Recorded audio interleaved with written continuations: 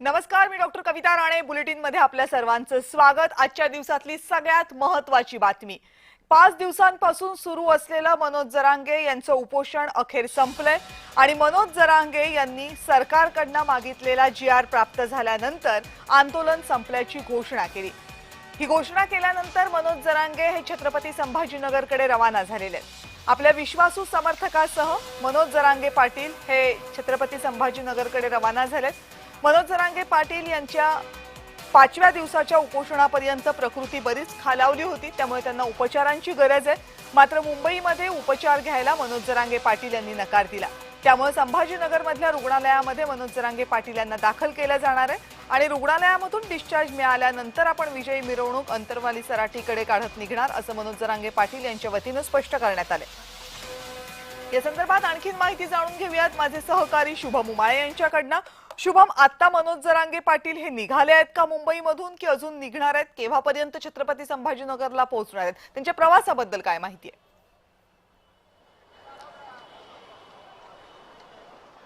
कविता, मनोज जरांगे पाटील 5 दिवसांनी मुंबईमध्ये आले होते, मात्र आज जो आहे तो त्यांना या ठिकाणी विजय मिळालेला आहे आणि सध्या ते छत्रपती संभाजीनगरकडे रवाना झालेले आहेत. सध्या ते ठाण्याच्या देखील पुढे गेलेले.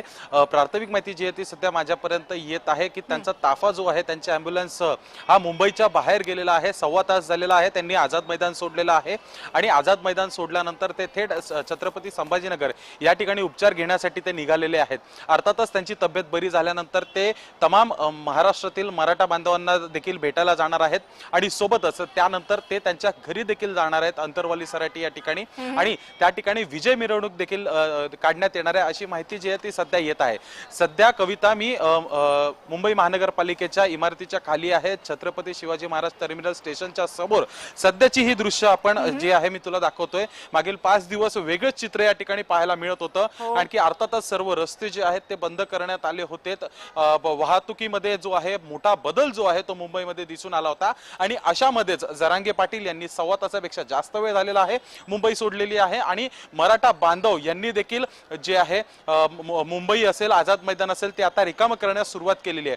खरं पाहायला गेलं तर या ठिकाणी अजून देखील पोलीस तैनात आहेत. मुंबई पोलीस असतील, दंगल नियंत्रण पथक असेल, हे देखील आता या ठिकाणी तैनात आहेत. मराठा बांधव देखील जे आहेत त्या मोठ्या प्रमाणात या ठिकाणी उभे असताना दिसून येत आहेत, कारण की अर्थातच त्यांच्या गाड्या ज्या आहेत त्या दुपारी कोर्टाच्या आदेशानंतर काढायला सांगण्यात आल्या होत्या आणि मात्र आता त्यांना जोपर्यंत गाड्या या ठिकाणी घ्यायला येत नाहीत तोपर्यंत ते इथेच थांबणार आहेत. पण मात्र आता संध्याकाळपर्यंत एक 10 ते 11 वाजेपर्यंत सर्व मराठा बांधव आपल्या गावी, आपल्या घरी जाताना दिसून येतील. अर्थातच 5 दिवस सणासुदीचे दिवस आहेत, अशामध्येच घर परिवार सोडून, घरचे गणपती, गौरी, गणेश उत्सव जे आहेत ते सोडून या ठिकाणी आपल्या आंदोलनासाठी आले होते, मागणीसाठी आले होते आणि त्यांना जे आहे भला मोठा प्रसाद जे आहे ते गणरायाच्या गणरायाने दिलेला आहे असं म्हणण्यास हरकत नाही. आणखी सध्या समोरचा जो रस्ता आहे मुंबई महानगरपालिकेकडनं मेट्रो सिनेमाकडे जाणारा, हा दोन्ही बाजूचा बंद होता, मात्र सुरळीत वाहतूक या ठिकाणी सुरू आहे. मुंबई वाहतूक पोलिसांनी त्या ठिकाणी जे आहे रस्ता बंद करण्यात आला होता, पण आता जो आहे तो रस्ता सुरू करण्यात आलेला आहे. कविता, रस्त्यांवर खूप मोठ्या प्रमाणात सध्या मला गुलाल दिसतोय. आतिषबाजी देखील या ठिकाणी करण्यात आली होती, त्याचे देखील बॉक्सेस या ठिकाणी मला दिसत आहेत. गुलाल इतका आहे की रस्त्यावर मोठा थर जो आहे तो देखील गुलालाचा जमलेला आहे आणि अर्थातच समजा विजय मिळाला तर मग मोठा गुलाल आम्ही या ठिकाणी उडवू असं जरांगे पाटील म्हणाले होते. कविता, मोठा गुलाल उधळू असं जरांगे पाटील यांनी म्हटलंही होतं. तो गुलाल उधळलाही गेला.